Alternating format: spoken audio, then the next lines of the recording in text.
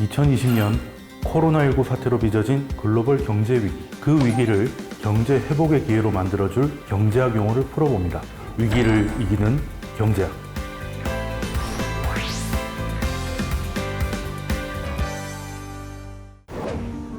2020년 상반기는 코로나19로 인해서 전 세계가 경제 위기를 맞았습니다. 경기라는 건 좋아졌다가 나빠졌다를 반복하기 때문에 보통 바닥을 치면 다시 올라온다고도 하는데요. 그런데 2020년에는 더블 딥이 올 거라는 비관적인 전망도 있는데요. 도대체 더블 딥이라는 건 또 무엇이고 경기 회복 곡선이란 또 무엇일까요?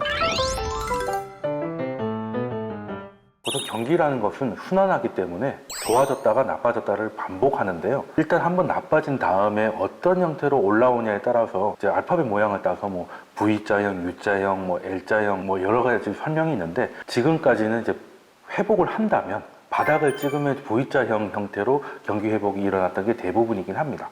그리고 시간이 좀 많이 걸렸던 거, 대공황 같이 한 4, 5년 걸렸던 것들은 이제 U자형이라고도 설명을 하고, 한번 떨어진 이후에 꽤 장기간 오랫동안 회복하지 못한 거를 이제 90년대 일본 정도로 생각하시면 될 것 같은데, 그때 L자형도 있고요. 그리고 한번 회복되는 듯 하다가 우리가 이제 겨울 지나고 봄이 올 때 이제 봄이 오는가 보다라고 하면 이제 꽃샘추위가 오듯이 이렇게 한 번 더 꺾이는 것을 즉 더블 딥이다 이런 얘기를 많이 하기도 합니다.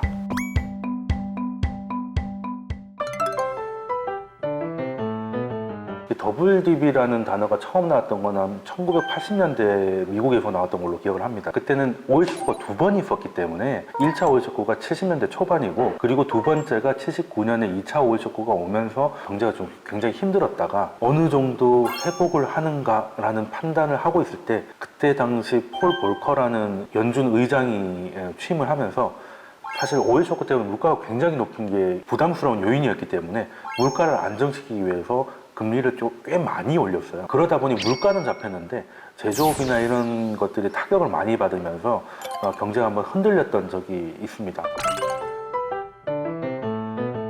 우리가 최근에 겪었던 한 3번의 경제 위기가 있을 텐데, 지금은 이제 겪고 있는 게 이제 코로나19고, 그 전에 게 이제 2008년 금융위기, 그리고 그 전이 97년 외환위기일 텐데요. 사실 지금은 코로나는 어떤 형태로 끝났다고 말하기가 어려우니까 앞에 두 개 거를 먼저 설명드리면, 둘 다 결론적으로 V자 형태였죠. 지금 코로나19가 전 세계를 강타를 하면서 사실 경제 전망이 좀 좋아진 나라는 찾아보기가 어렵습니다. 그나마 우리나라는 방역에서 이제 잘 해냈기 때문에 마이너스 성장을 했지만 그래도 이제 상대적으로는 굉장히 좋은 위치에 있기는 한데, 마이너스 성장이 그렇게 기분 좋은 일은 사실 아니고, 우리만 놓고 봤을 때도 경제 전망이 좋은 건 아닙니다만,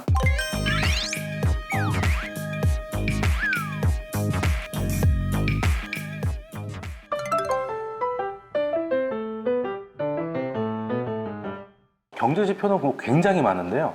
근데 그 중에 가장 중요한 게 지금 이제 GDP라고 해서 이제 국내 총생산을 이제 얘기를 하고, 그리고 고용 지표를 크게 두 개를 보는데, 이게 꺾이면 경기가 꺾인다라고 판단하고, 실제 미국에서는 분기별로 GDP 성장률을 발표를 하는데 2분기 연속 전분기 대비 마이너스가 나오면 이건 경기가 꺾였다고 판단을 하는 거예요.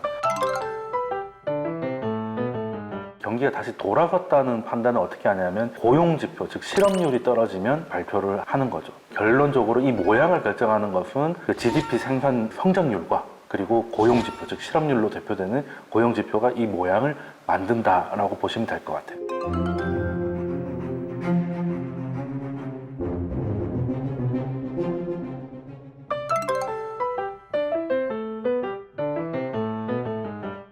전 세계에서 많이 사용되는 게 OECD에서 발표하는 경기 선행지수라는 게 있어요. 경기를 선행하는 성격을 가진 지표들을 종합해서 발표하는 건데, 예를 들어서 우리가 치킨집을 하고 있다면 이 치킨집이 매출이 잘 나올지 안 나올지를 판단하는 거는 이제 치킨의 재료가 되는 생닭을 얼마나 많이 주문하는가를 보고 이 가게가 얼마나 장사가 잘 되는지 가늠할 수가 있잖아요. 그리고 이제 장사가 잘 되면 아르바이트를 더 많이 뽑겠죠.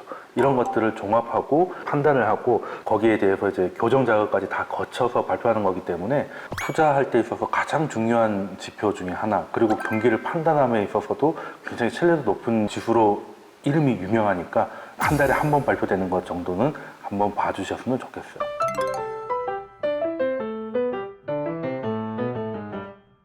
경기가 왜 좋아졌다 나빠졌다를 반복한다는 걸 한번 이해를 해야 될 건데, 예를 들어서 섬이 하나 있다고 봐요.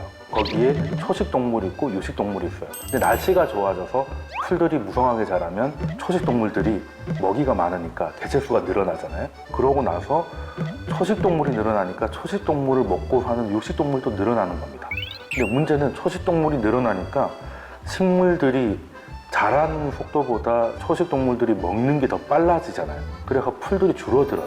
그런데 아직까지는 초식 동물이 많기 때문에 육식 동물도 많은 거죠. 그래서 이 시간차가 발생을 하는 거예요.